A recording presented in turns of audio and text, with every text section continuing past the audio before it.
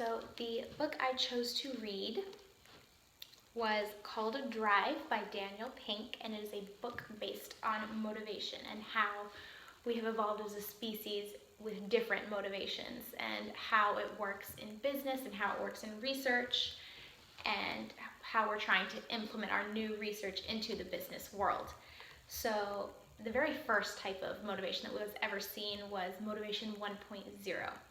And that is the motivation to survive, to eat, to reproduce, things like that. So that kept us going for a while.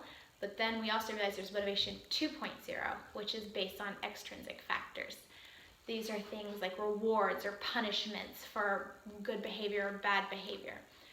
And while motivation 2.0 worked for a while when the workforce was mostly doing meaningless tasks such as, operating on an assembly line, just making things over and over and over, it doesn't work when you're trying to apply it to a task that is not very repetitive and requires sorts of creativity. So in order to realize what was driving these factors that weren't just meaningless tasks that responded well to punishment or reward, we developed motivation 3.0. So motivation 3.0 is the intrinsic factors that are seen in a person. So the satisfaction of doing a job well done, just the internal drive to complete a task. These are the highest type of motivation, hence the name motivation 3.0. And while motivation 2.0 does somewhat work for those only meaningless repetitive tasks, they need to really kind of move away from this type of motivation because motivation 3.0 is seen as better and in creative jobs and things like that. The extrinsic rewards and punishments can actually stifle long-term creativity and long-term productivity instead of, increasing it, which one would think a reward would do. So some ways to increase your motivation 3.0, your intrinsic factors, are autonomy, mastery, and purpose.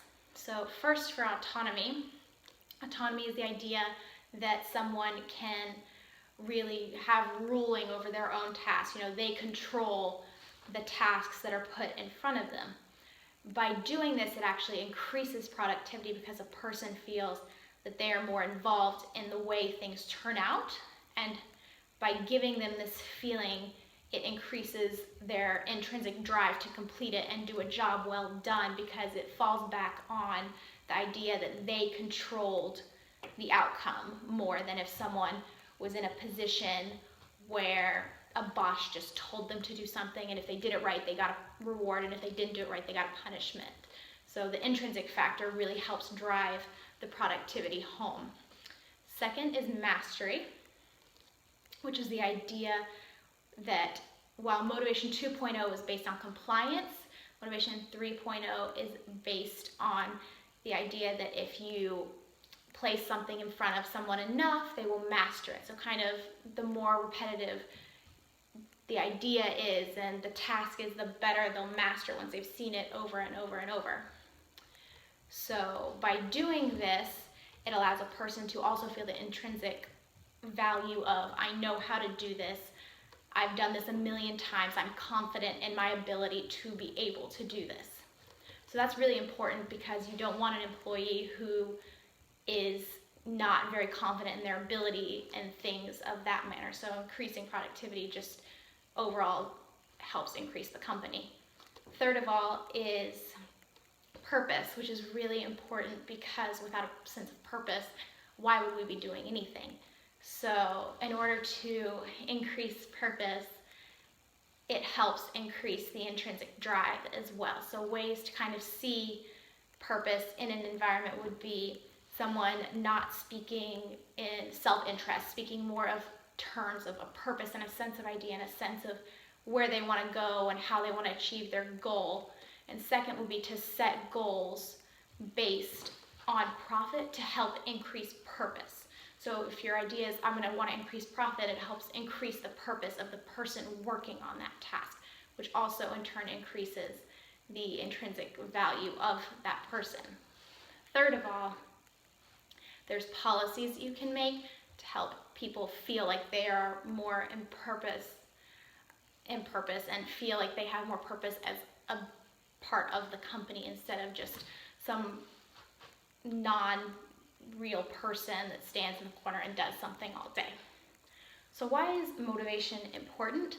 Motivation is very important because without it, our employees would be giving minimum effort into anything that they do, which is really bad for a company or for anything like that. And so it's very important that we understand that the research, as we saw in this book, is kind of implemented into the business world, because the business world right now is still kind of operating on a motivation 2.0 scale with the rewards and the punishments, whereas we need to kind of shift to the intrinsic value of motivation and start making people feel a sense of purpose and a sense of mastery and autonomy in their business, in their tasks that they do day to day for the business. So without doing that, and by sticking to this rewards and punishment idea, you're actually stifling creativity and you're stifling productivity and long-term goals that could really help your company to succeed. So we really need to quickly start shifting into Motivation 3.0 and to ensure that the business world knows about Motivation 3.0 and knows how to implement it with autonomy, with mastery, with purpose in their employees.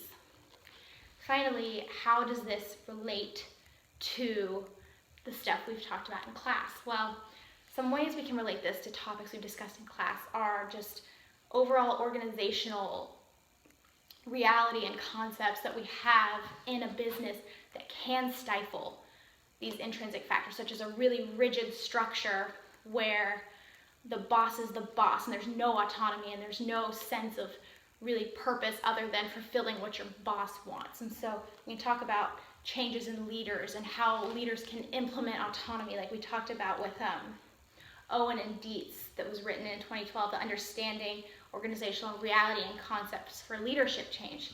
That paper that we talked about how leadership can be changed and how it can be affected, and how important it is for leaders to be good leaders in general, and just how important by implementing these types of intrinsic motivation, you can see such a rise in productivity and just a general fall behind the leader type idea where more employees will start kind of following the leader because of how the leader implements this motivation.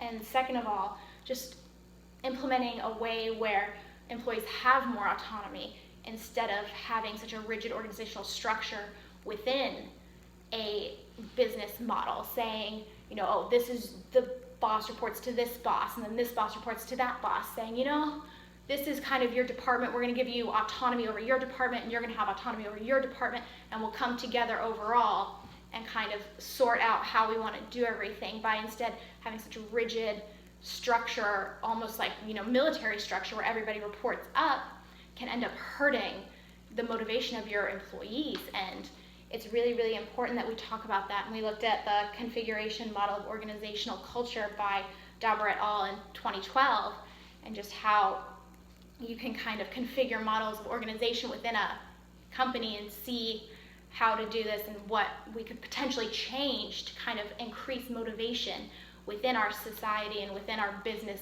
And instead of having this rewards and punishment, simply move over to a more important 3.0 so our businesses can thrive and our productivity can increase overall, and just create a better economic situation for the business world in general.